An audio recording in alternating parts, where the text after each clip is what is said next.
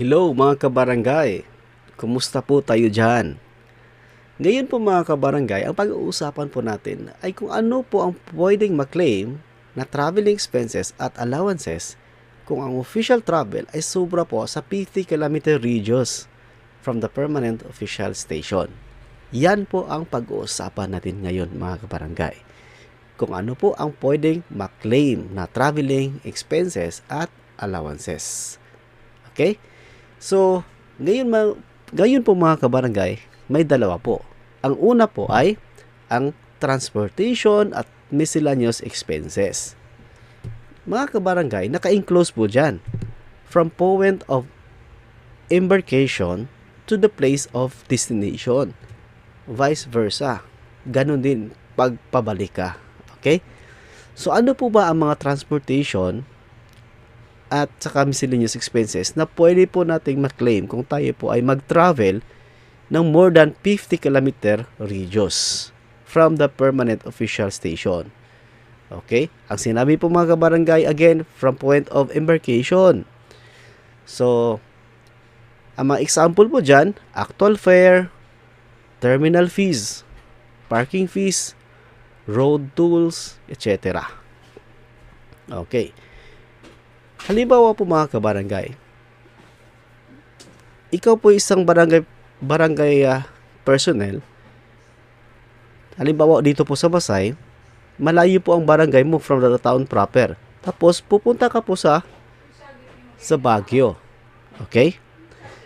So ngayon mga kabarangay, una, sasakay ka ng habal-habal or yung angkas ng motorsiklo. Okay? So, sasakay ka ng habal-habal from your barangay, kasi malayo sa town to the town proper. So, yung may claim mo na habal-habal po, na fare ng habal-habal, ay kung magkano po yung actual po na fare doon. Yung prevailing po na fare.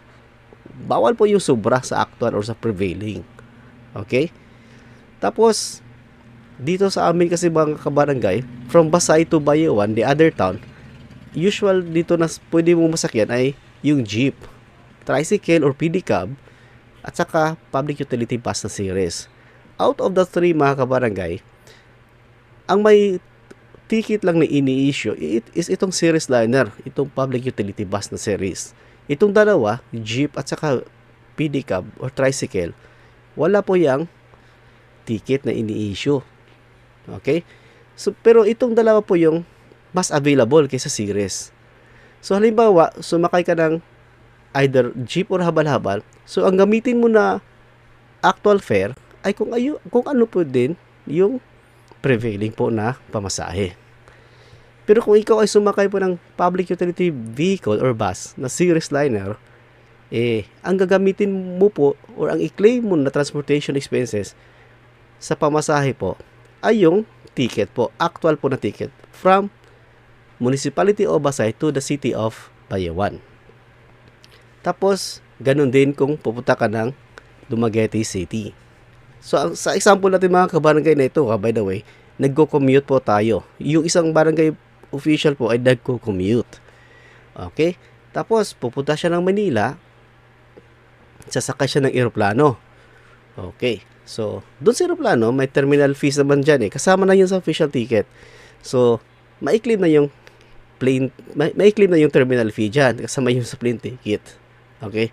Halimbawa, mga kabarangay, pupunta pa siya ng Baguio. Doon talaga yung official travel niya, ay yung official destination.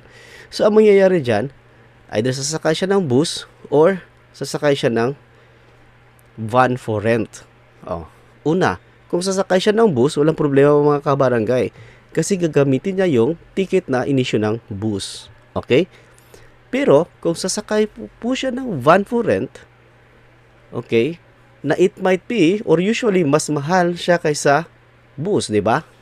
Okay? So, ano po ba ang amount na i-claim niya para po sa pamasahe niya? Yun pong, kung ano po yung prevailing rate po ng bus po mga kabarangay. Doon po sa papuntang Baguio. Pero, van yung ginamit niya. So, halimbawa, yung pamasahe po Manila to Baguio is 700, tapos yung pamasahe niya sa van is 1,000, ang ma-claim niya, ang ma-claim ng barangay official po na nag-travel doon is only the 700 po mga kabarangay. Kung ano lang po yung pinapractice po sa mga commuters po sa public. Okay? Kasi parang excessive na rin eh. Kasi syempre mas maganda yung comfort sa van, di ba? So, yung 300 parang sa comfort po na yon, di ba mga kabarangay? So, don't mind the 300 yung sa excess po ng 700. Kasi yun po yung usually po ang basehan lang talaga kung ano po yung prevailing rate po ng public transportation kung tayo po ay nag-commute. Pero kung okay lang po sa auditor nyo mga kabarangay, tolerable lang po yung amount, hindi po siya excessive, well, depende na po yan sa auditor natin mga kabarangay. Kasi may sarili po silang judgment, di ba? Okay. So, yun po yung example po natin mga kabarangay. Tapos, ganun din, pabalik. Okay. So, ang tanong mga kabarangay, paano po kung ikaw ay nag-travel from one place to the other place, tapos gumamit ka ng government vehicle? Pwede ka bang mag-claim ng transportation expenses para sa pamasahe? Okay. Ang sagot mga kabarangay ay hindi po tayo allowed. Okay? Hindi po tayo allowed mag-claim ng transportation at saka miscellaneous expenses kung tayo po ay gumamit ng government vehicle. Doon po sa area wherein covered po ang paggamit ng government vehicle. Yes mga kabarangay. Halimbawa, from City A to City B. During that area, wala kang pwede may claim doon na transportation expenses kasi gumamit ka ng vehicle during that area. Pero from City B to City C, sasakay ka ng eroplano, syempre, magka-claim ka ng eroplano dyan. Allowed ka na mag-claim. Case-to-case basis po mga kabarangay. Okay? Kasi hindi ka na gumamit ng government vehicle doon. Diba? From City B to City C. Pero from City A to City B, gumamit ka ng government vehicle, wala kang ma-claim doon na transportation at saka miscellaneous expenses. The transportation expenses. Yung miscellaneous, it might be you can claim, example, magkakaroon ka ng parking fee doon sa may airport. So, ma-claim mo yan kasi gumamit ka ng vehicle. Kailangan mo siyang i-park, di ba? So, ganyan po, case-to-case basis po mga kabarangay. Okay? Or, from City A to City B, meron pong kailangan pong magbayad ng toll po para po makadaan tayo sa expressway. Gamit po natin yung government vehicle. Syempre, part po yung road toll po sa i-claim natin na miscellaneous expenses. So, case-to-case basis po yan mga kabarangay, di ba? Pero yung basic po talaga mga kabarangay, kung hindi po tayo gumamit ng government vehicle, kung tayo po ay nag-commute, okay, actual fare po, actual necessary expenses po in relation to our travel na allowed po base po sa Executive Order number 77, pwede po natin ma-claim mga kabarangay. That is for the transportation and miscellaneous expenses. So, ganyan po ang transportation and miscellaneous expenses mga kabarangay. And aside from that, binigyan din po tayo ni government ng daily traveling expenses. Itong daily traveling expenses po mga kabarangay, ito po yung sinasabi nating allowance. Okay? Ang binigay po ni government sa atin ay ang maximum po mga kabarangay. At saka sinabi po dyan, no bills or receipts needed. Wala na pong resibo mga kabarangay. Okay? So, yan po ang kagandahan po sa daily traveling expenses.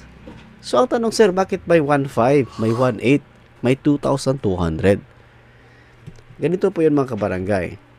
Depende po yan sa area na pupuntahan mo.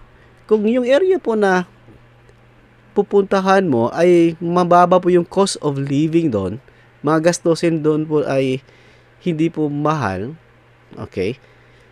So, mababa din po yung binigay na allowance ni government.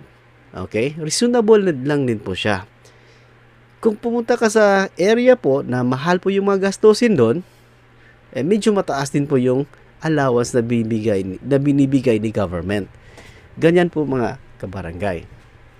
So for example mga kabarangay, sa cluster 1 po, wherein doon ka sa regions 1, 2, 3, 5, 8, 9, region 12, region 13, ERMM, 1,500 lang po yung daily traveling expenses doon mga kabarangay. Kung pumunta ka naman sa cluster 2, sa region 6, 7, 10, 11, Cordillera at saka administrative region, ay 1,800 po per day ang daily traveling expenses mga kabarangay. Kung pumunta po tayo sa cluster 3 na regions, doon po sa NCR or sa regions 4A and 4B, 2,200 naman po per day ang allowed po na maximum po na allowable deductions. So, ganyan po mga kabarangay. I know mga kabarangay, marami po kayong gustong itanong regarding po sa paano po i-compute itong daily traveling allowance or daily traveling expenses. Mga kabarangay, yan po ang pag-uusapan natin sa susunod po na video. Ito po siya mga kabarangay.